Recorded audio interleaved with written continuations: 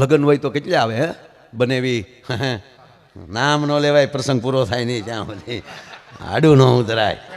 હા આજકાલની વર્ષોથી આ બીજી પેઢીના સંબંધ છે ને હવે તો એમના દીકરા ને મારા દીકરા એટલે ત્રણ પેઢી અમારે થઈ ગઈ. હવે હમણાં કહેવાનો મતલબ એ છે ધારાસભ્યો બહુ હોય પણ હારા સભ્યો બહુ ઓછા હોય સાહેબ. અને હંમેશા હસમુખા ને હેતાળવા આ ગ્રાહ્ય કોઈ દી આમ ન કર્યું તો થાય એવું ન કર્યું. એવા જ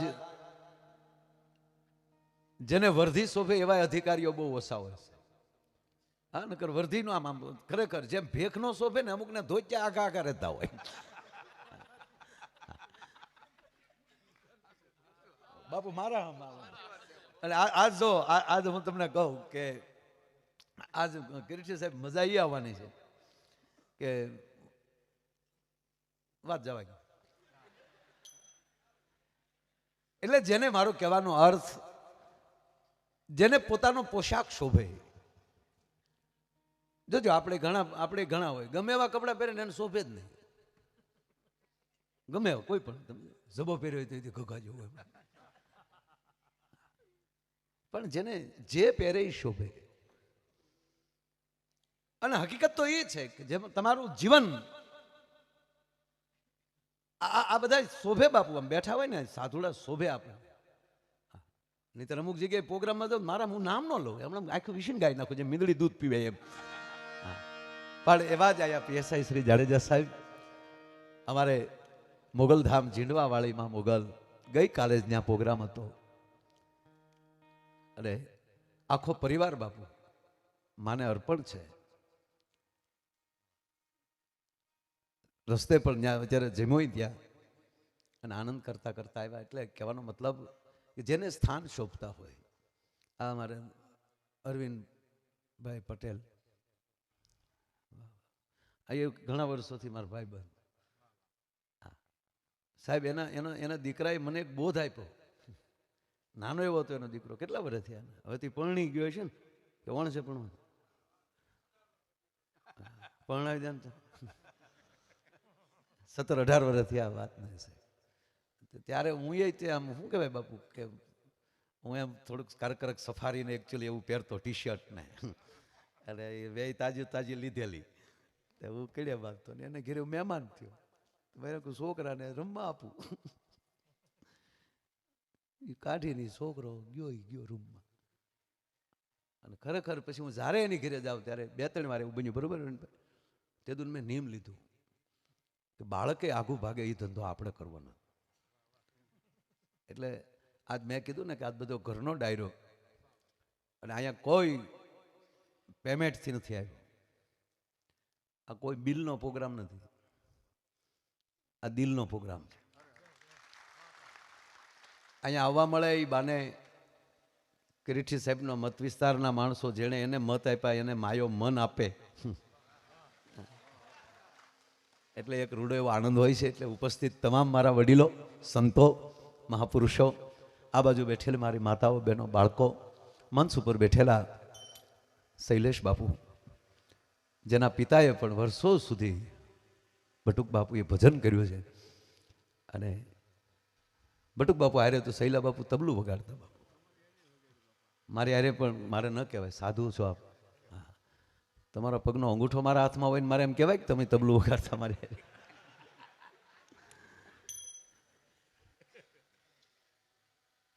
આ તમામ અમારી બાકીની ટોળકી એક બાજુ એક જગ્યાએ પ્રોગ્રામમાં ગયો ને તો અમારી ટીમ પોગી ગયેલી બધા મેળ કરતા હતા. એ ભાઈ માઇકમાં બોલતા હતા માયાભાઈના વાયસરો આવી ગયા છે વાયસરો કીધા. મેં કીધું હું તો માથે નટ થઈને હવે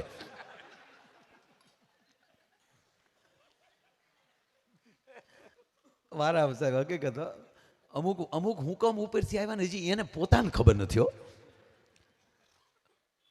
આપણે રોડે હામાં મળ્યા હોય ને આપણે કે એમાં નથી જાવ તો અમારે નથી જવું એ હું કામ નીકળે એ જ ખબર નથી. અત્યારે અહીં બધે આપણા 31st છે ને એટલે લગભગ બધે નાકે આપણા સ્નેહીઓ ઊભા છે. કઈ બાજુ જાવ છો કે તમે ક્યાં જાય નગર પાછા વળી. આ થોડુંક ટ્રાફિક એને લીધે ઓછું છે કારણ કે ઓલો લોટ તો બહાર નીકળ્યો જ ન હોય. આજ જેની ટાંકી ફૂલ ન હોય, ડીઝલ વગી ના હોય, આજ ન નીકળ્યા હોય.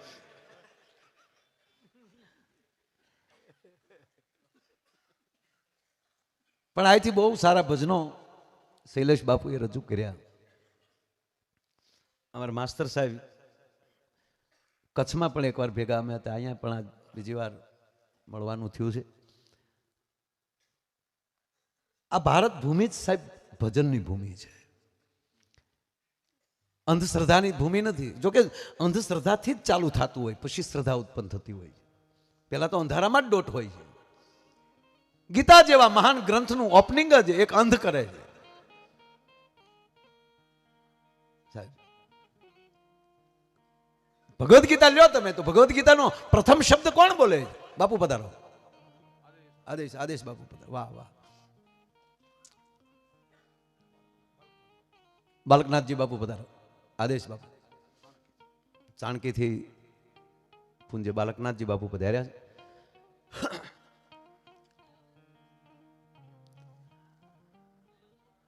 દિલીપસિંહભાઈ, દિલીપસિંહભાઈ બેસો.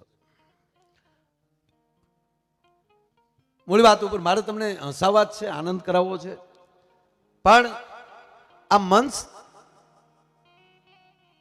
એ અમારે પીઠબળ છે આ શિવ પુરાણનું, અને સામે સંતોનો અને આપ જેવા મહાપુરુષોના સામેથી આશીર્વાદ છે.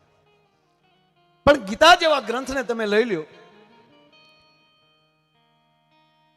તો એનું એનું એનું શુભ ઉદ્ઘાટન કોણ, પહેલો શબ્દ કોણ બોલે છે? ધૃતરાષ્ટ્ર વાચ. એક અંધ માણસ શરૂઆત કરે છે કે હે સંજય,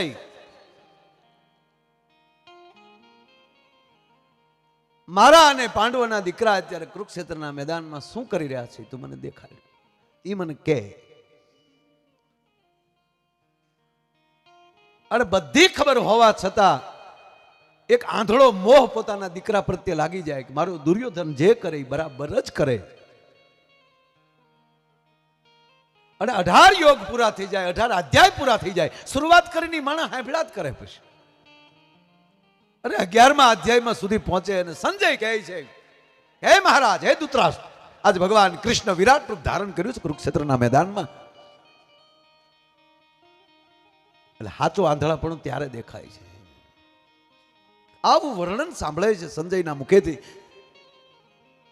તો ધૃતરાષ્ટ્ર એમ નથી બોલ્યા કે એ સંજય બસ બંધ કર, તું મને જટ રથ તૈયાર કર, મને વિરાટની સામે લઈ જા. એટલો શબ્દ આવી ગયો હોત તો હોનારત અટકી જાય.